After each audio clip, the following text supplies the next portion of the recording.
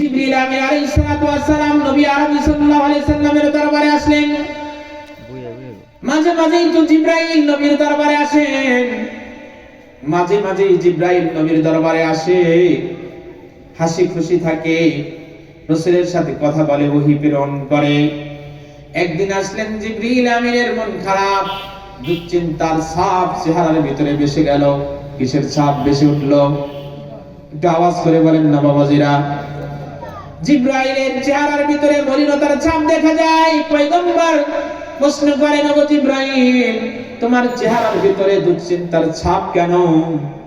তুমি তো অন্য সময় আসো, তোমার চেহারা তো এরকম থাকে না, দুঃখ লাগে না, কিন্তু আজ তোমার চেহারা এরকম কেন?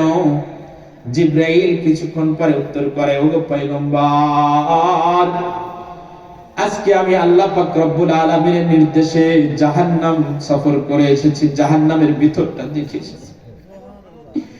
জাহান্নামের ভিতরে ঢুকলাম, জাহান্নামের এই ভয়াবহ অবস্থা দেখে আমার মনটা বড় খারাপ হয়ে গেছে।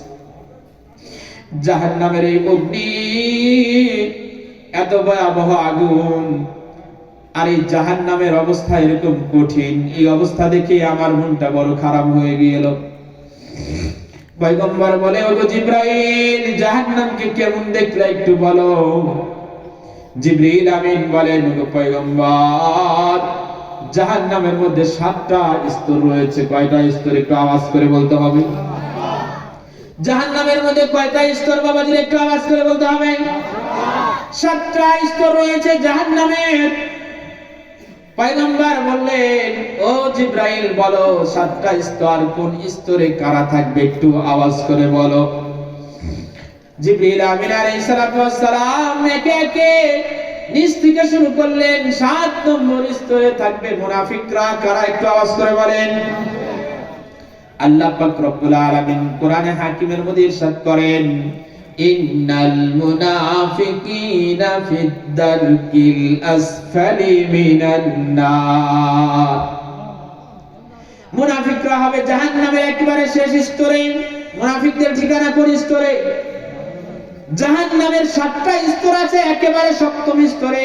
সবার নিচে ঠিকানা হবে মুনাফিকদের। সবার নিচে কাদের ঠিকানা হবে? মুনাফিকদের ঠিকানা হবে। এই জন্য মুনাফিকের চরিত্র রাখা যাবে না, ঠিক কিনা বলেন? মুনাফিকের আলামত পয়গম্বর বলেছেন 3টা। বলবো নাকি? মুনাফিকের আলামত কয়টা? নবী আরবি সাল্লাল্লাহু আলাইহি সাল্লাম বলেন, আয়াতুল মুনাফিকি সালাসা। মুনাফিকের আলামত 3টা। ইযা হাদাসা কাযাবা, কথা বললেই মিথ্যা বলে। আছে না নাই? কম না বেশি? আওয়াজ করে বলতে হবে। কথা বললেই কি বলে? তাহলে বুঝবেন সেটা কোন কাতারে। কোন কাতারে? বাবাজিরা ঘুমায় যাচ্ছে, কোন কাতারে? এদিক থেকে আওয়াজ করে বলতে হবে, কোন কাতারে? নবী আরবি সাল্লাল্লাহু আলাইহি সাল্লাম বলেন, ইদা হাদাসা কাযাবা, যখন কথা বলে তো মিথ্যা বলে। কিসের আলামত? আওয়াজ করে বলেন, কিসের আলামত? মুনাফিকের আলামত। ওয়া ইদা ওয়াদা আখলাফা, ওয়াদা করলে ওয়াদা খেলাফ করে, পালন করে না। আছে না নেই? কোন কাতারে? কোন কাতারে? তাহলে এগুলো থেকে বাঁচতে হবে তো আমাদের, নাকি বলেন? না বাঁচলে উপায় আছে? কোন কাতারে যেতে হবে? মুনাফিকের কাতারে গেলে জাহান্নামের কোন কাতারে? একেবারে 7 নম্বর স্তরে। বাঁচবেন? বাঁচার কোনো উপায় নাই। পয়গম্বর বললেন, ওয়াইদা মুতুমিনা খান, যখন আমানত রাখা হয় আমানত খেয়ানত করে ফেলে। মসজিদের টাকা রেখে দেওয়া হয়, আত্মসাৎ করে ফেলে। আছে না নাই? আমাদের কথা বলতেছে, আমাদের এলাকার কথা বলতেছে। আপনাদের এলাকা বড় ভালো, ঠিক কিনা বলেন? তো আমানতের খেয়ানত করে। আমানতের কি করে? কোন কাতারে? তো 7ম নম্বর স্তরে মুনাফিকদের ঠিকানা।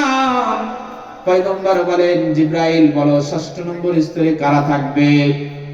জিবরিল বলে 6ষ্ঠ নম্বর স্তরে থাকবে মুশরিকরা। কারা থাকবে? মুশরিক, যারা মূর্তি পূজা করে, দেবদেবীর পূজা করে, তাদের ঠিকানা কয় নম্বরে? 6 নম্বর স্তরে। পয়গম্বর বলেন, বলো 5 নম্বর স্তরে কারা?